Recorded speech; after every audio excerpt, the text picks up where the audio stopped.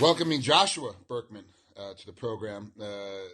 Weird, like it became a thing. Your name actually now is a thing with the Right. UFC. Like It, your name's always been Joshua, right? It wasn't. You didn't change it. Like go through a no, legal name change. always been Joshua. My family calls me Joshua. My Yeah, dad, my sister, my mom. Certain people in my life because yeah, Joshua, that's my name.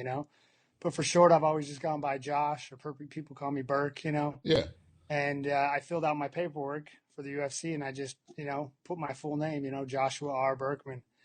And I got a few emails from people. I got a phone call. Then Joe Silva called me up and was like, "Hey, you want to go by Joshua now?" And I was like, I mean, listen, that's my name. I don't care what you guys call me what you want. So, and then ever since Gerbashi wrote that article, now yep. everybody's walking around being like, "Hey, Joshua." And I was like, "Yeah, it's proper. That's my name." And I think my mom and my dad would be happiest about it. Yeah, right. Yeah. And it's weird because on the paperwork, everybody knows my first name is actually Dewey. It's not Franklin, and I just go Right. by my middle name. But we always fill out in the paperwork. My full name goes on the paperwork every time. Right. But no one ever called me and said anything about it. They never. It was always known that hey, that's his full name, but he's gonna go by Frank. And that Right. was just how it went. And Yeah. so it's weird that all of a sudden it became like an internet sensation. It became like a thing. Right. It's weird. It's exactly that because I've always filled my paperwork out the same. Yeah. But the book of Joshua in the Bible has always been something my dad told me that was important in my life and make sure to Right. read it. I come from a real spiritual family. Mhm. My dad's a very spiritual person. And my brother's named Jared, who's also the brother of Joshua Yeah. in the Bible. And so, yeah, it's interesting, like I'm a spiritual person. I live my life by prayer. I have a strong relationship with God. Mhm.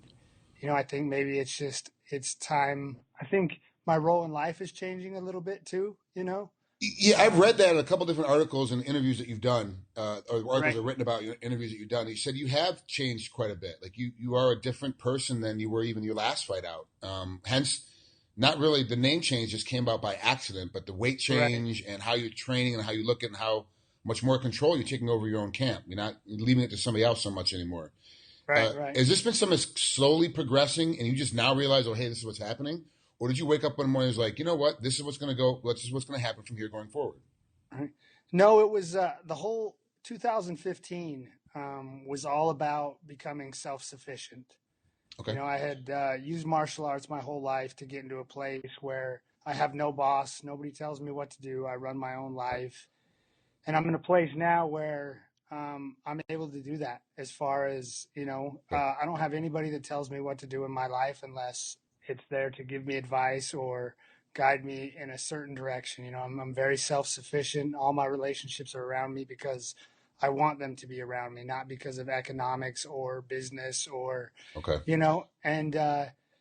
and part of that came with schedule. I didn't want to be on anybody else's schedule anymore. Training at other people's gyms and having to go to their classes and having to do their stuff that maybe wasn't ideal for my fight. It was Right. it just changed, and so I think it's a change that's been coming. But 35 years old was a big day, big birthday, and there was a lot of things in my life that were on the verge of changing, and those things have all it seemed to come full circle now. And also 2015 was probably one of the toughest years of my life. Losing at least career wise, losing Hmm. 3 fights. Hector Lombard tore my knee apart. I had Yeah. a torn tendon, torn MCL, and having to come back off that. And, I took that fight with Kim a little fast. And Yeah. I just realized I needed to pay a little more attention and grab control of my life. And I've been doing this a long time.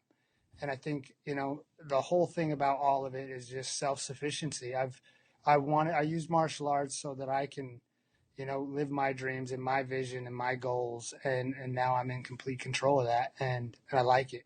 You say that 2015 was the worst, was a very tough year for you for its career wise, losing three in a row, but personal life wise, babies being born, right, and a new Yeah. house, and so like Yeah. it's that weird dichotomy where professionally you're falling apart, but personally you're like, this is the best year I've had ever. So what do I? Right. Was it Yeah. I easier to mean, coming home after those losses, knowing like how good the home life was? it was. it was losing. I don't know, when you put 12 weeks into something and you put 13 years into something, and you put your body, your mind, your spirit, your soul into something, and you lose, it's hard. And Right. it's hard for anybody outside of martial arts to understand that. Because I played football, I played baseball, I played other sports. Like, to me, there's nothing harder than losing in this sport as far as like athletic wise. Right. Um, the Olympics might compare to that, but I don't know. Right. Yeah. And yeah, but my goal wasn't, as weird as this sounds from coming from a professional fighter, my number one goals weren't to win fights last year, or I wouldn't have came into that fight with Hector Lombard sick and injured with Right. a baby on the way 4 days later.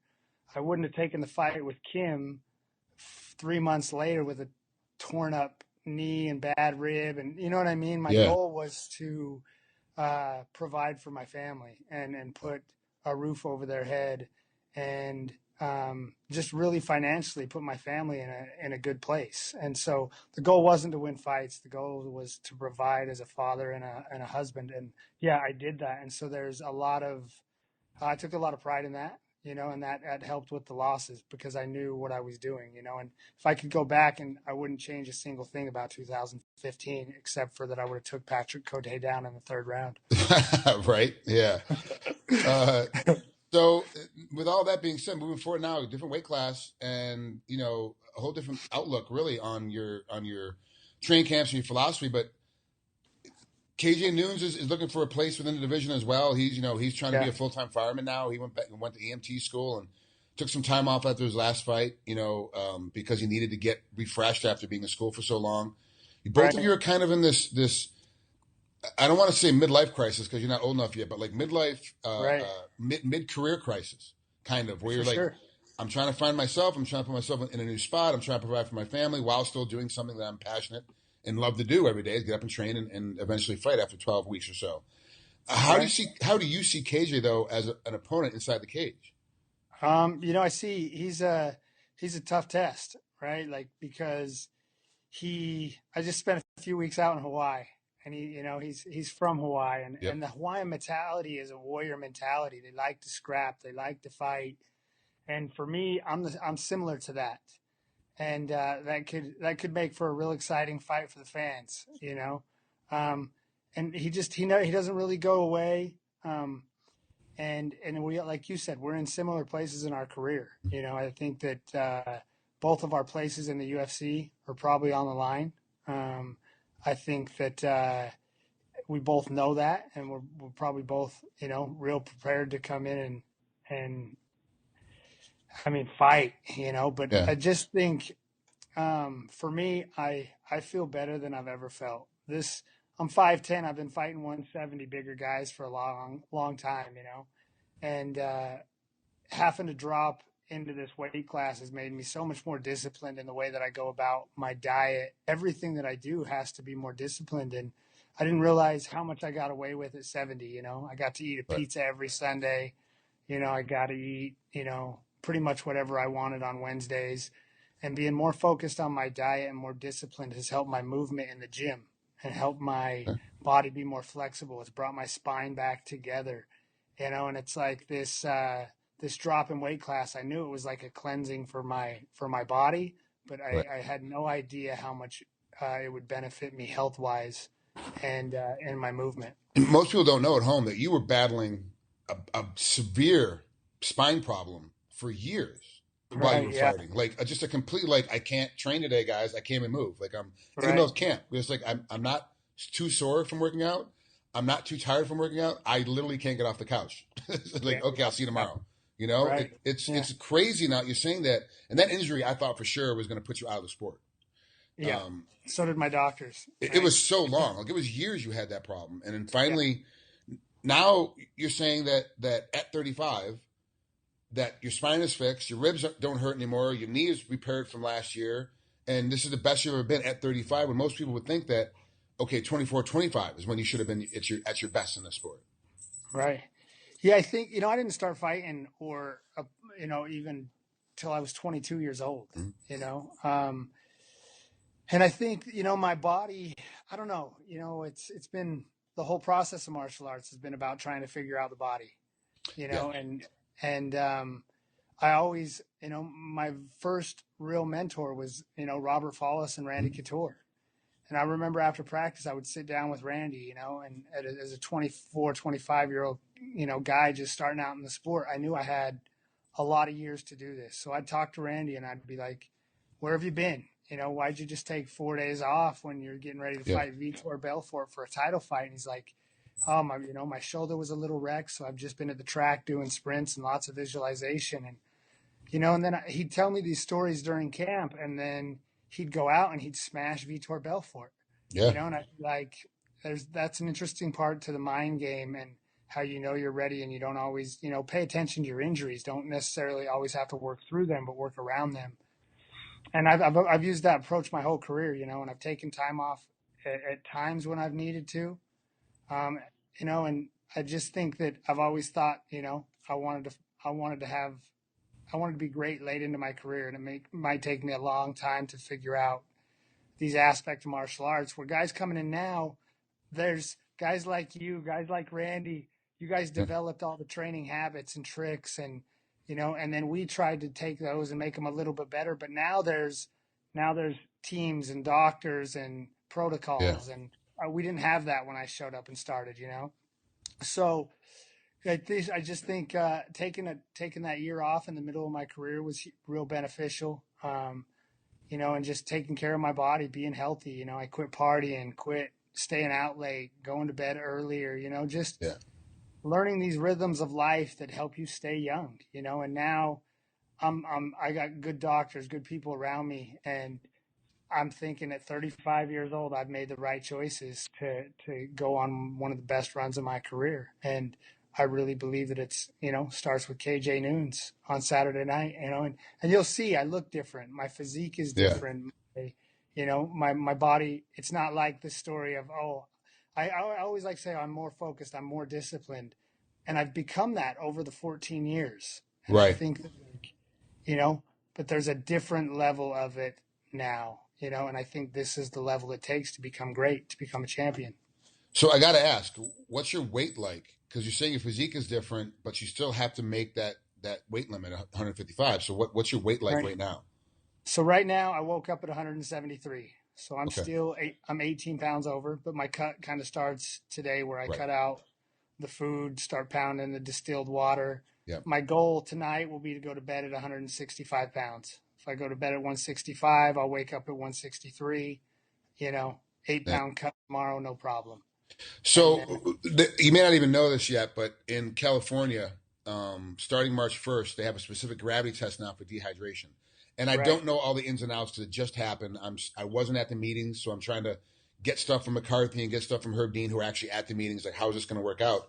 But they're right, saying now that they can move weigh-ins like almost up to 72 hours before the actual event because they're not allow you to be dehydrated anymore when you weigh in. So not the day of the event, my understanding is right now, not the day of right, the event checking your dehydration level, checking your level the day that you weigh in. So that now becomes a problem for like guys right, like one, if I become the BJ Penn and decide to have a comeback, I can't fight at 170 because I'm too short. There's no way I could compete. I have to fight at right, 155. For me to make 155, it would take me a year just to make the 155 for starters, but I still have to dehydrate, which means I couldn't right. compete anyway, at least in the state of California. At this point right now, saying what you just said, you're 18 over right now. You got to lose 18 pounds in the next, what is it, 24 hours or thereabouts, a little over 36 hours. Right. You're going to be dehydrated when you step on the scale. But you will be Yeah. fully functionable without IVs, doing everything completely legal, drinking water and drinking Gatorade or whatever. Be ready to fight Saturday night without a problem. Correct? Without a problem. I think that, for me, it's more of like, it's more like a fast. Yeah. It's not this hard, heavy weight cut. It's like a spiritual cleansing of my body so that my energies are functioning proper. So I'm ready for the fight. My senses will all be on high. And that's part of what the weight cut is. It's just like it's like an Indian sweat Yeah. or a fast, you hunger and thirst for righteousness, right? Like Yeah. all that stuff is to clear your body, to wake up your senses. So I think that's how I approach it. I think the problem comes, and is when you're dehydrated and you have to wait that long period to weigh in and step on the scale. Yeah, And that's where guys are having problems, is managing that time, managing that cut. And then if you're super dehydrated and your body has nothing and you have to wait around for 3 or 4 hours, that's where your body starts to have some serious problems, and I think I just think this sport's still so new that they're trying to figure out so much yeah, stuff. I mean, I think weight cutting, the fighter dying in Brazil, then the fighter dying in Japan, it's yeah, making people make extreme choices about, oh, this needs to happen to try to make it safe. But I don't know that they're making all the right rules. Same thing with the USD ADA testing. I'm yeah, I'm happy about it. I have no problem about it. But they've also taken over the counter supplements away. Like DHEA and Tribulus and things that are mushrooms and things that just are good for people's systems that have deficiencies. And yeah, they're not necessarily steroids. And I think part of it is good, and I think part of it is a little over the top. The IVs. Listen, if guys want an IV because they dehydrate themselves a little, we're professional athletes. This is not an amateur sport. Does not need to be regulated like the Olympics. yeah. We know what we're doing, and they should give us that respect too. That we're professional athletes, and we know our bodies and what we're doing, and we know the risk that goes into what we're doing. You know, Because at the highest level, it's the smallest advantages that make yeah. champions, and they should give us those opportunities to take advantage of all those things. It broke last night. Tim Means, who's supposed to fight in a couple of weeks from now to fight Donald Cerrone, has failed the drug test, so that fight's off. Really, Tim, we all know Tim. He's tall, super skinny, has no muscle at all, and they're saying that he's cycling steroids. Like that's what the testing says. He's like, it's got to be one of my supplements. There's no way. So all of a sudden now right, he let's call it $50,000. He's lost $50,000 of show up money because you can't compete, and now he has to go through this headache and stress of taking pictures and whatever every single supplement he has to prove that this is the problem. It wasn't me ingesting or injecting something on purpose. It's an right, over the counter supplement. So, right, it's catching honestly right now, and I'm all for testing. I'm all for drug testing because I was getting drug tested, from like 16 or 17 years old. Just how right, wrestling worked. We always got tested. So I'm for drug testing, but you're catching guys that aren't doing anything and still missing the guys that are. Like this is the right. problem. You're still missing the guys because the guys that are so sophisticated, they're ahead of the curve, ahead of the tour. And you at Right. 170, obviously, had a battle against a couple of guys that were clearly using. I mean, it was, and when it comes out, they popped. You're like, yeah, like we knew. How did you not know? Like, how does the Yeah, committee not know this? This is crazy. absolutely. And now at 155, I think as a whole at the weight class, it's you're not going to have that problem. But there's still guys out there within all the weight classes. They're still abusing and using, and won't get caught. And so I agree with you. I think they're really, really trying to take a stab at everything and like try to plug all the holes at one time. And like they're really just trying to put all the fingers in the damn hole at one time. And I don't think they've really found the right formula yet. But it's going to Right. come at some point. The problem is it just might be after you're done. It might be after you're retired before it actually fully Right. gets figured out. Which it feels like part of my career and part of being on the Ultimate Fighters and being pioneers. And I've watched everybody retire almost. Yeah, People that started with me, 90% of them, I've watched them retire.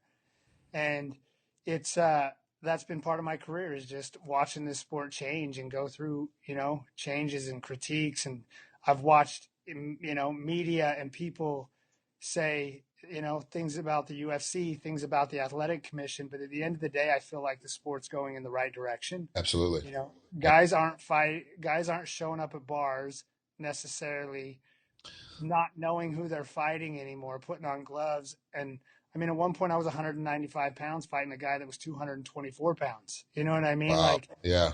with not a lot of experience, no, the physical was done right there, cage side. And I don't see that very much anymore. I see even the amateur levels getting a little better. I see the professional levels completely different, and the sport's going in the right direction. I just think that people need to take it easy, and know that there's going to be some learning curves and some mistakes. But at the end of the day, I think UFC is doing the right thing. I think the other organizations are doing good things, and the sport's going in the right direction. It's safer now than it was 10 years ago. That's for Oh sure. yeah, for sure, You absolutely. know, so All right, Josh. Well, thanks for coming on here, man. I really appreciate it. Good luck with the yeah, weight cut. I know you got to get ready and start getting that water weight thanks. off. Yeah, it Um, starts, it's 3 weeks ago, I was 192 pounds. You wow, know what I mean? And all last week I was in the 80s. Now I'm, down to 73. So I expect to fight the same weight, 182 pounds at 155 as I did at welterweight. You know what I mean? wow, So it's a big cut, but I think it's going to pay big dividends. But there's a lot unknown, so I'm excited about the weigh in and Saturday night and to see how this all goes too. So perfect. Well, I'll be watching, man. I can't wait to see this thing pull off. So all right, man. you have Thanks, a Greg. great day, man. We'll talk again soon. I will. See you later.